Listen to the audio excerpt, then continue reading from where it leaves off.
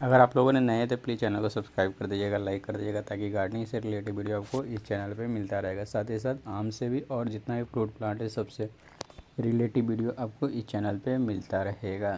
तो चलिए आज मैं आपको बात करूँगा। तो क्या आपको भी अनार में ऐसा होता है कि फ्रूट लगता है और फ्रूट सड़ जाता है या फ्रूट झड़ जाता है?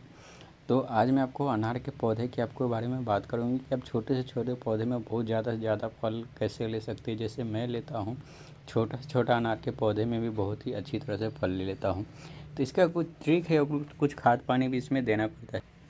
खाद पानी भी इसमें थोड़ा बहुत देना पड़ता है। अगर आप न्यूट्रिशन अच्छी तरह से नहीं देंगे अनार के पौधे में, अनार का पौधा बहुत ही एक हेवी फीडर प्लांट होता है, आपको मालूम होगा, और इसमें बहुत ही ज़्यादा न्यूट्रिशन की भी ज़रूरत पड़ता है। अगर हम वो अच्छी तरह से पूरा नहीं कर पाएंगे तो हमें अनार के पौधे में फल तो लगेगा, मगर कुछ समय के बाद वो फल फटने लगता है।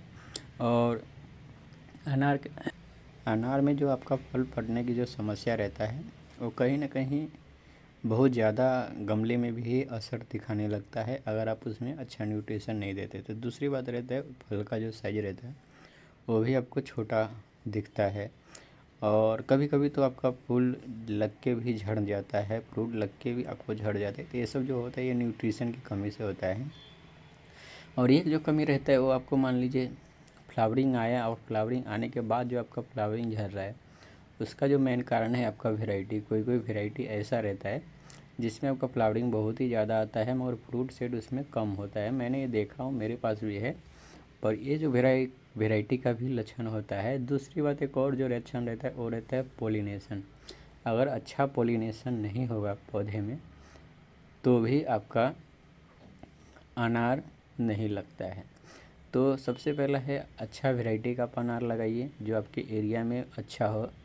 आप इंटरनेट पे भी सर्च कर सकते हैं या मेरे चैनल पे भी आप देख सकते हैं, जहाँ पे वैरायटी के ऊपर मैं बहुत सारा वीडियो बना चुका हूँ। तब वहाँ से भी चेक कर सकते हैं कौन सा वैरायटी सूटेबल होता है गमले में और ग्रो बैग में लगाने के लिए।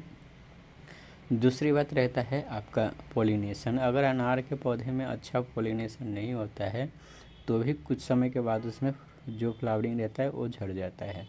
तो ये तो बड़ी समस्या है ही, मगर अगर तीसरी जो समस्या होता है कि आपका अनार के पौधे में फ्रूट सेट हो जाने के बाद भी अगर झड़ रहा है काला होके, तो कहीं ना कहीं न्यूट्रिशन की कमी है। ये आपका फ्रूट लग रहा है और बड़ा जब होता है तब वो अनार फटने लगता है। तो ये सब जो कमी होता है ये सब कहीं ना कहीं न्यूट्रिशन का भी कमी हो जाता है। तो न्यूट्रिशन की भी कमी से ये सब प्रॉब्लम आपको इधर हो सकता है। न्यूट्रिशन की बात करो तो अनार के पौधे में भरपूर ज़्यादा ऑर्गेनिक खाद की ज़रूरत पड़ता है। इसमें आप ऑर्गेनिक खाद दे सकते हैं, नॉनवेज वाला भी खाद दे सकते हैं और बिना नॉनवेज वाला भी खाद दे सकते हैं। अगर आप नॉनवेज खाद देना चाहते हैं तो इसमें हॉर्नमील बोन मील बहुत अच्छा होता है अनार के पौधे में, आप दे सकते हैं। मगर आप नॉनवेज खाद नहीं यूज करना चाहते हैं तो इसमें वर्मी कंपोस्ट, गोबर की खाद हो गया, सरसों की खली, नीम की खली, ये सब का भी एक मिक्स फर्टिलाइज़र बना लीजिए। और ये भी फर्टिलाइज़र आपको हर 2.5 से 3 महीने में एक बार देना ही है। मतलब साल में आपको 3 से 4 बार आपको अनार के पौधे में फर्टिलाइज़र देना बहुत ही ज़्यादा ज़रूरी रहता है। ऑर्गेनिक फर्टिलाइज़र बहुत अच्छा फर्टिलाइज़र माना जाता है अनार के पौधे के लिए और बहुत ही अच्छा इसका रिजल्ट आता है। तो आपको ऑर्गेनिक फर्टिलाइज़र साल में 3 से 4 बार आपको देना ही है, अच्छी मात्रा में देना है। आपका पॉट या ग्रो बैग के साइज़ के हिसाब से आपको देना है कि आपका पौधा कितना ज़्यादा पुराना है और कितना बड़ा है, वो हिसाब से आपको खाद देना ही है अनार के पौधे में। अगर आप अनार के पौधे में अगर खाद की कमी करते हैं तो आपका फूल जो फ्रूट रहता है वो झड़ने की समस्या आ जाता है, काला होकर झड़ जाता है या फ्रूट फटता भी है। दूसरा एक और कारण होता है वो है आपका बोरोन की कमी। अनार के पौधे में बोरोन की कमी बहुत ज़्यादा होता है। तो इसका छिड़काव जब भी आपका फ्लावरिंग होता है तो उस जब भी आपका फ्लावरिंग होता है उस समय आपका छिड़काव करना है।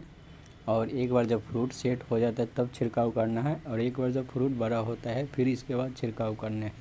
इसको मिनिमम 3 बार फ्रूट अधिक छिड़काव करना ज़रूरी रहता है 1 महीना के अंदर में, ताकि इसमें जो बोरोन की जो कमी रहता है वो दूर हो जाता है और इससे आपका अनार का जो पौधा रहता है और अनार जो फटने की समस्या रहता है वो आपको गमले में नहीं होगा।